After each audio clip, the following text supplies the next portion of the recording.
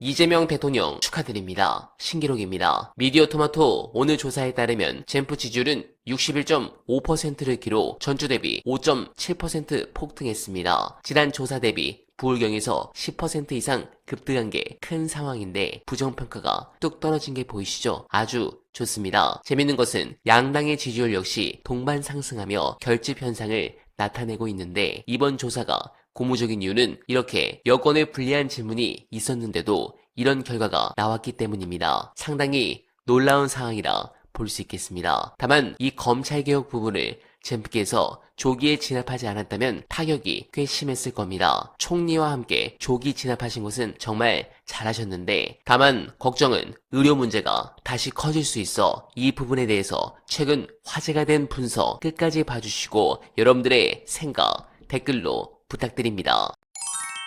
한쪽 극단에 영국이 있고 다른 쪽 극단에 미국이 있어요. 이게 참 이상한데 같은 영미권 국가인데 꽤 다르죠. 그 의료제도는 완전히 네. 달라요. 이쪽은 구세계, 구대륙, 이쪽은 신대륙. 한국 시스템이 그 중간에 있어요. 네. 근데 우리는 어떤 식의 중간이냐 하면 시장주의적으로 공급자를 깔아놓고 가격 통제와 품질 관리를 국가가 해요. 건보공단하고 심사평가원하고 이 두 조직에서 주로 하고 있는데 그러니까 이것이 이 영국식과 미국식의 혼합인데 굉장히 잡종 강세인 제도예요. 우리나라가. 괜찮아요. 근데 이게 공급이 시장주의적으로 조직돼 있기 때문에 지역 격차 해소 안 돼요. 이거 하려면 영국식으로 가면 해소되겠지만 그거는 제가 볼 때는 어떤 정부가 들어와도 그거를 할 수는 없고요. 기본적인 거. 그러니까 헌법에서 규정하고 있는 그런 인간다운 삶의 최소한 그걸 하는데 의료 접근성이라는 것이 그 구성 요소이기 때문에 네. 지금 의사 숫자를 늘리는 것과 관련해서 시장주의적으로 공급자를 조직해서 생긴 문제가 있잖아요. 지역 불균형이라든가 그다음에 진료 과목별 불균형이라든가 이런 거 있기 때문에 이거를 국가가 개입해서 부분적으로는 공적 공급을 조직할 수 있죠. 지역 의사제라든가 네. 또는 공공 그 병원을 네.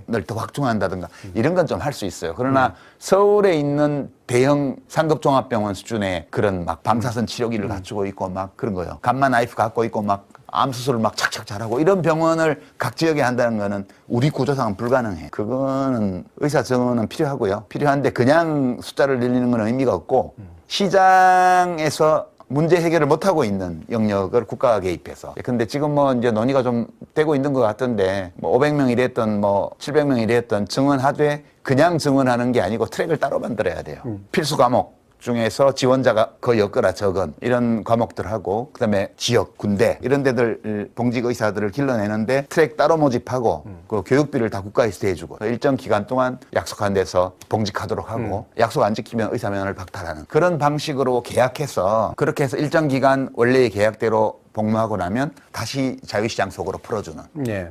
이런 방식으로 저는 사실 의사협회도 그거 굳이 반대할 이유가 없고요. 그러나 서울 수준으로 전국에 이 대형 병원을 까는 거 이거는 불가능합니다. 네, 제발 잘 끝나길 간절하게 기원하며 끝으로 이해운 후보자 청문회가 다가오는데 이거 정말 어려운 국면입니다. 이 후보자에게 제기된 의혹은 갑질, 투기 재산 신고, 논문 증여, 자녀 병역 특혜 등 20가지에 달합니다. 문제는 대부분이 사전 질문서에 포함된 것들입니다. 그런데도 의혹이 속출한 것은 이 후보자가 작성한 것을 청와대와 관계기관에서 제대로 잡아내지 못했다는 얘기가 됩니다. 청와대가 이번 사태를 계기로 인사검증에 훨씬 더 신경을 많이 쓰길 간절하게 바라며 원하면은 오늘도 최선을 다하겠습니다. 여러분 고맙습니다.